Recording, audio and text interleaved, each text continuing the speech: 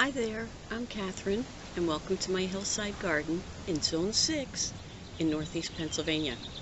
Today is April 2nd, and the weather for the week is supposed to be fabulous. I looked at the 10-day forecast. We're going to have a chance of rain every day, but daytime temperatures are supposed to be in the 50s and 60s, with the nighttime temps in the 40s. So I'm going to take a chance. I'm going to plant some seeds. I have peas I'm planting out today, both starter plants that I started in the house and some seeds. And I just wanted to say that the temperature last night was forecast to be 35, and it was actually 30 here, and we did have a frost.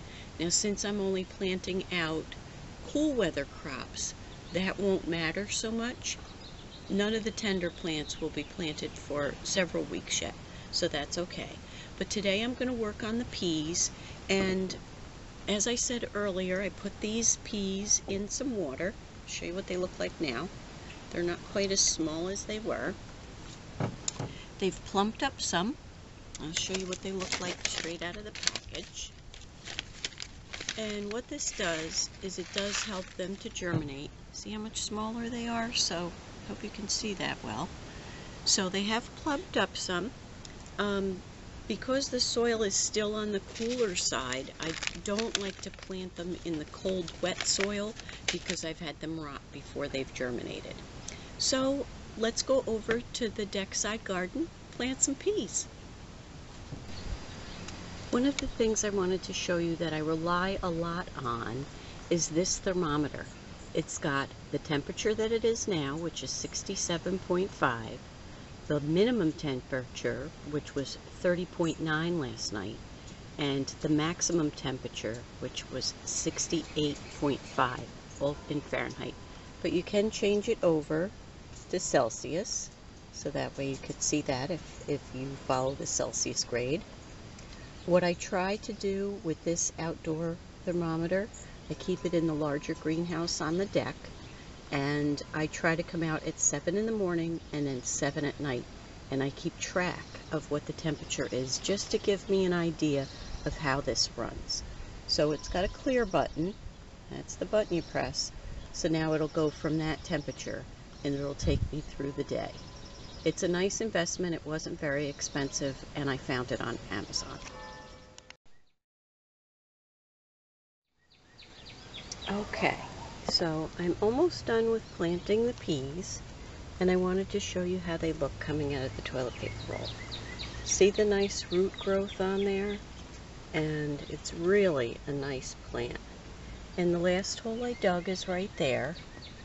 And I'm sorry I have to do this one-handed. I had a little glitch with the camera, and I don't know why it happened. But all I've been doing is peeling away the top, maybe third or quarter of the toilet paper roll as I plant. Just push it in there, and now I don't have my gloves on. Trying to do this is, filming these videos isn't always easy, everybody.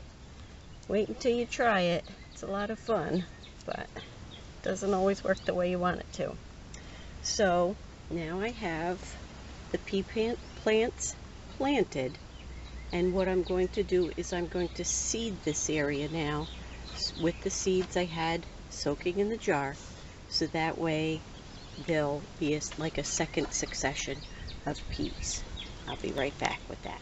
So now I've put in a little bit of a trench behind where I put the plants, and that'll be where the succession of planting will come from.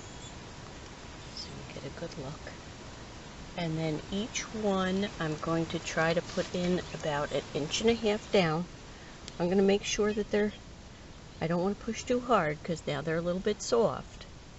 But I'm just going to push them down a little bit, make sure they have good contact with the soil. And then I'm going to cover them over. And hopefully in about a week we'll have some plants popping up here. There we go. Okay. Okay, so now I've covered over the pea seeds with some of the soil, and I've taken the pea plants that I had to plant, and I tried to put them up as close as I could to the trellis.